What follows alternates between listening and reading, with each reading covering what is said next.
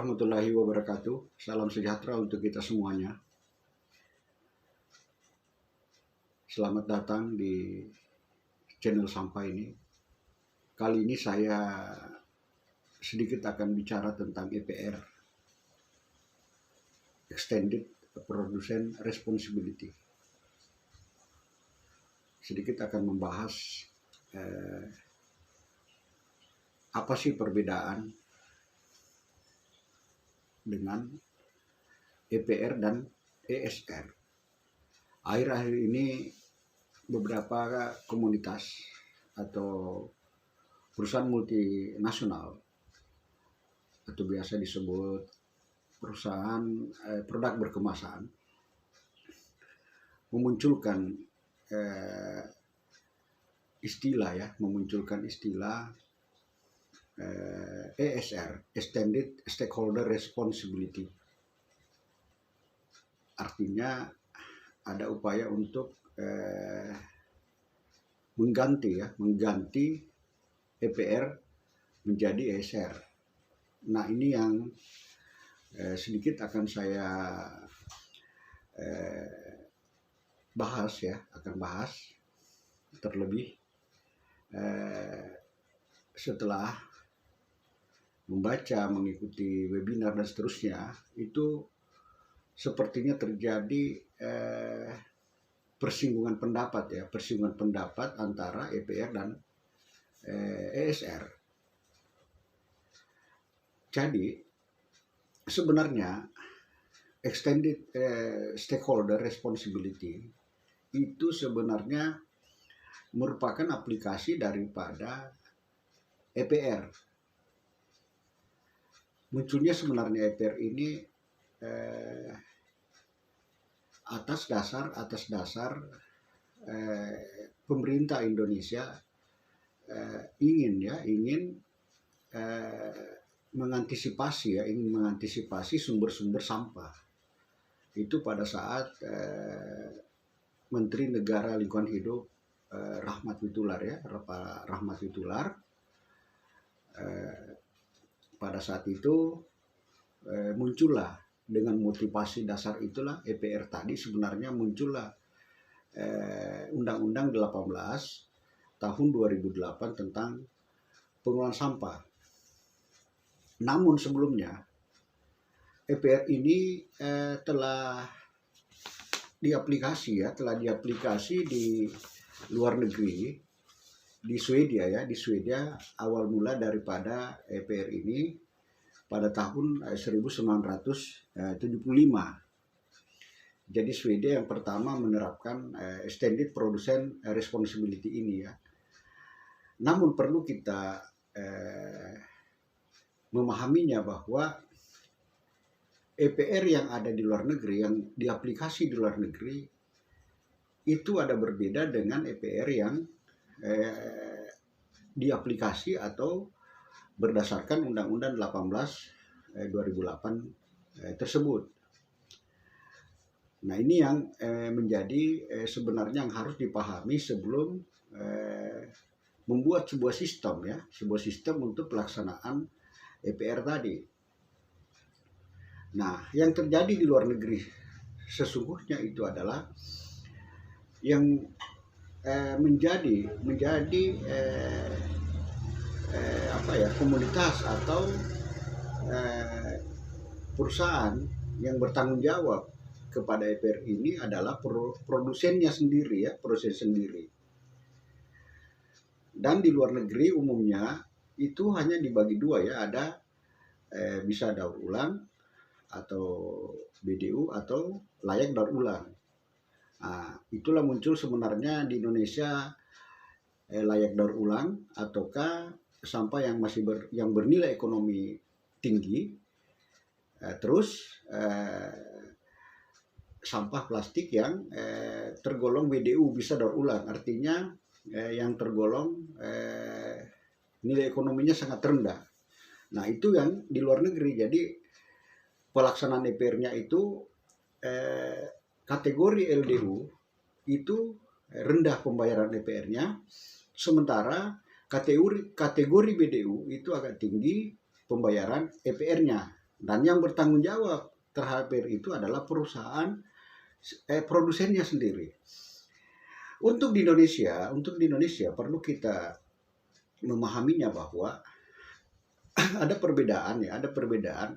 Kalau kita telaah Undang-Undang 18 di Indonesia yang bertanggung jawab tentang EPR ini sesungguhnya adalah konsumen, pengguna produk itu. Jadi yang membayarnya adalah konsumennya. Namun karena EPR ini dibayar di muka atau di depan, maka ini sebenarnya harus sinergitas antara perusahaan produsen dan konsumennya. Nah, itu dari hulu ke hilir. Jadi karena dibayar di depan, maka ini yang harus dikomunikasikan, didiskusikan, diputuskan, dimusyawarahkan bersama antar stakeholder yang tentu difasilitasi oleh pemerintah pusat. Nah, ini yang harus kita memahaminya bahwa EPR di Indonesia ini memang yang membayar daripada nilai EPR itu adalah konsumen. Nah, di dalam amanat regulasi memang dikatakan bahwa nilai EPR itu dimasukkan di dalam mekanisme harga produk. Jadi, perusahaan yang menalangi di depan, perusahaan akan menarik kembali dananya yang tadi ditalangi itu dari penjualannya ya, dari penjualannya. Nah, begitupun masyarakat yang membeli tadi produk tersebut, bila mana sisa produknya tadi atau kemasannya tadi yang berakhir dengan sampah dan dikelola dan dikembalikan, itu akan dikembalikan nilai daripada pembeliannya tadi itu. Jadi tambahannya, jadi tetap kembali ke masyarakat. Jadi tidak ada terbuang sebenarnya.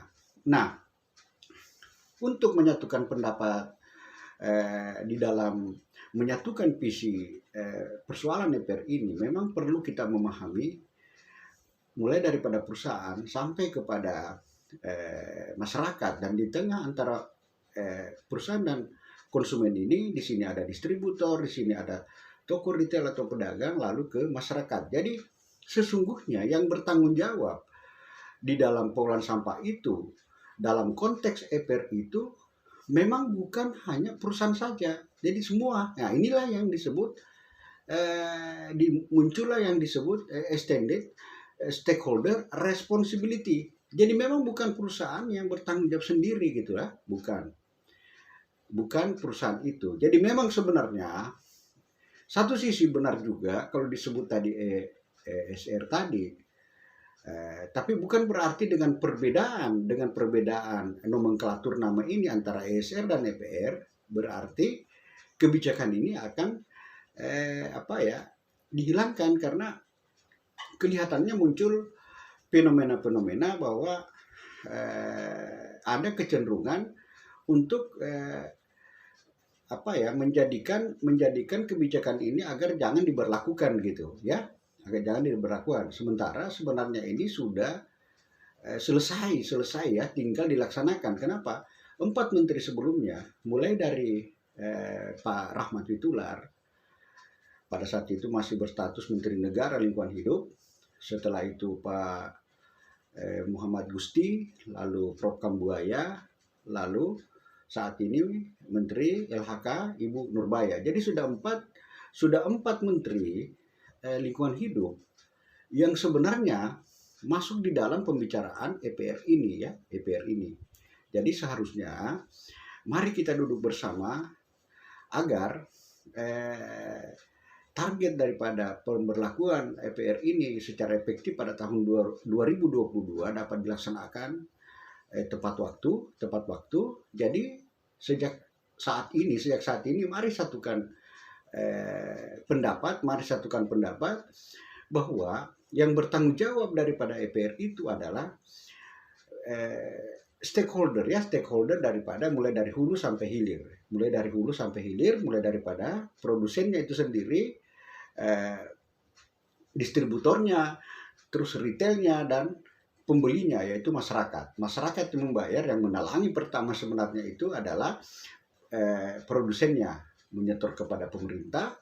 Jadi berapa nilai barang turun kepada wilayah-wilayah tertentu, itu sekian juga di store kepada pemerintah. Nah, itulah sebenarnya aplikasi pasal 15. Nah, namun sebenarnya pasal 15 ini yang mengamanatkan pelaksanaan EPR tadi tidak bisa dilaksanakan tanpa melaksanakan terlebih dahulu pasal 14 Undang-Undang 18 2008, yaitu pelabelan. Di situ adalah pelabelan nilai ekonomi daripada X produk atau kemasan yang menjadi sampah itu. Jadi harus ada nilai di kemasannya. Itulah sebenarnya pelabelan.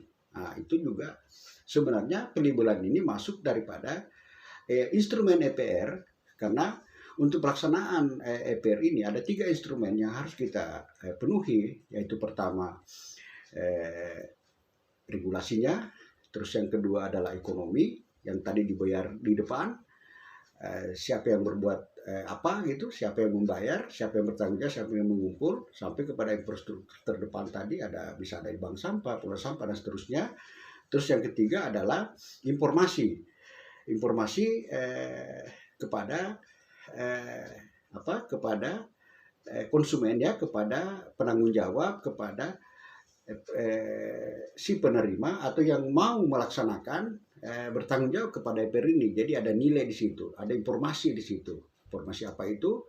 Ada label teknik seperti yang sudah ada sekarang, label yang ada di botol itu sudah ada. Terus ketahanan produk itu sekarang sudah ada, tinggal ini menambah satu pelabelan nilai ekonomi. Jadi setiap produk-produk nanti yang tersisa dengan sampah itu ada nilai. Nah, makanya lintas kementerian ini, khususnya Kementerian Perindustrian dan Kementerian Lingkungan Hidup, seharusnya duduk bersama dengan asosiasi produsen berkemasan, produk berkemasan, termasuk produsen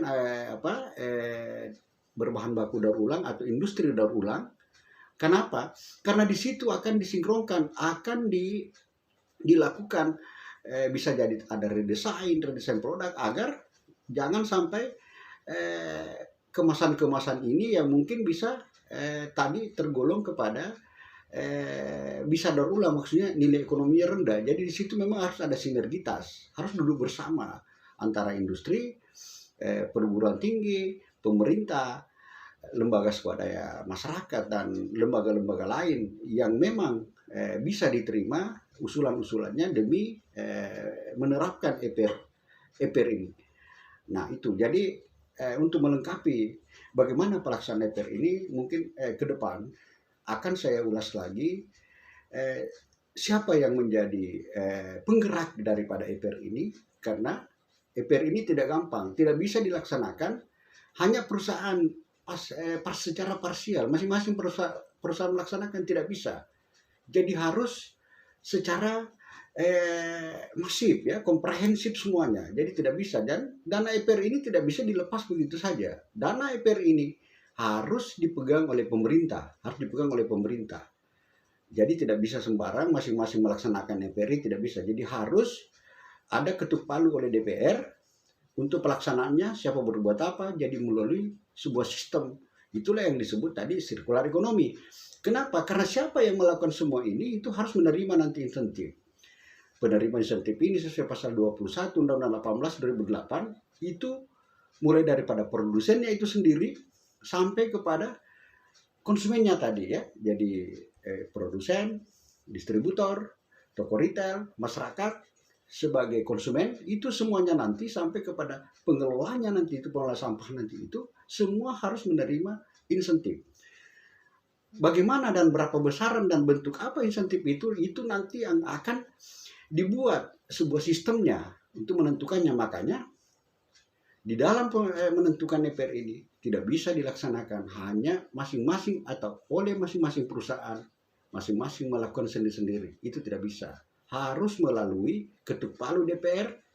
DPR harus menentukan bersama pemerintah. Yang sebelumnya ada koordinasi, ada musyawarah, ada duduk bersama antara produsen, industri, pemerintah, DPR. lalu kita melaksanakannya ini. Demikian saya sampaikan. Untuk lebih jelasnya nanti di keterangan video ini di bawah bisa dibaca, karena saya sudah tulis sebelumnya penjelasan bagaimana EPR pelaksanaan sebenarnya ini antara EPR tadi dengan ESR ya. Jadi bisa dibaca penjelasan melalui tulisan saya di Kompasiana. Demikian saya sampaikan. Ikuti terus penjelasan saya tentang masalah dan solusi persampahan Indonesia menuju Indonesia bersih sampah. Demikian, wassalamualaikum warahmatullahi wabarakatuh.